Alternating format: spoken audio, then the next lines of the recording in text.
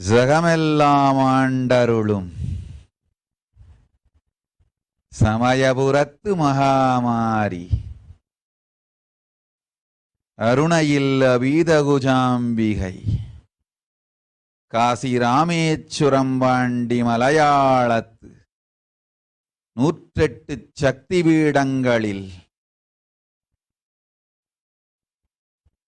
மகாசக்தி பரமேஸ்வரியாய் பராசக்தியாய் மலர்ந்தருளி காஞ்சியில் காமாட்சி அருணையில் அபீதகுஜாம்பிகை மதுரையில் மீனாட்சி காசியில் விசாலாட்சி கைலாசத்து ஞானாட்சி சமயபுரத்து இந்திராட்சி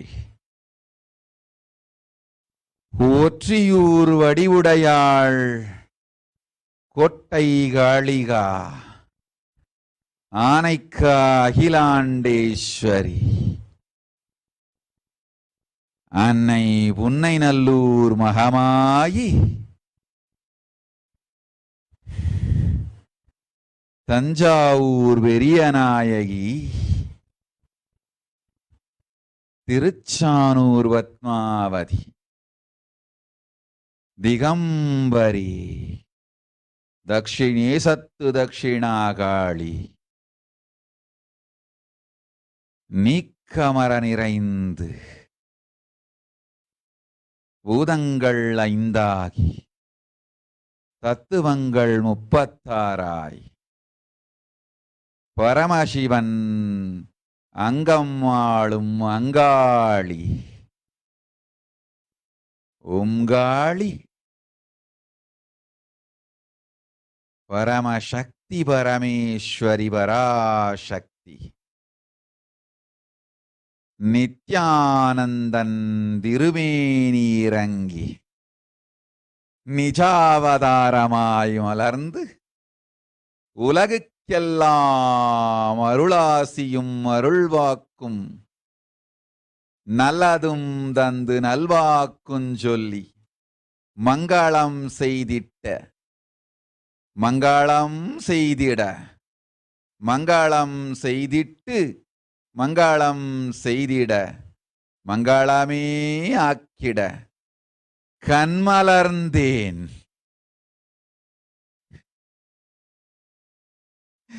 ஆயிரங்கனுடையாள் இந்திராட்சி ஆனந்த திருமுகம் மலர்ந்தேன் அம்பிகை இங்கெழுந்தருளி அத்துணை பேருக்கும் அத்துணை நலமும் ஆனந்தமும் தந்தேன் வாழ்வீர்கள் வளத்தோடு நாமே நித்யானந்தன் திருமேனி தாங்கி பச்சை பட்டினி விரதம் இருந்து பக்தர்கள் உங்கள் எல்லோருக்கும் எல்லா நன்மையும் தந்து தோஷமெல்லாம் நீக்கி சந்தோஷம் ஒன்றே தந்து நந்தாத ஆனந்தத்து நிலைத்திருக்கச் செய்து உங்கள் நெஞ்செல்லாம் நிறைந்து உயிரெல்லாம் உயிர்ப்பித்து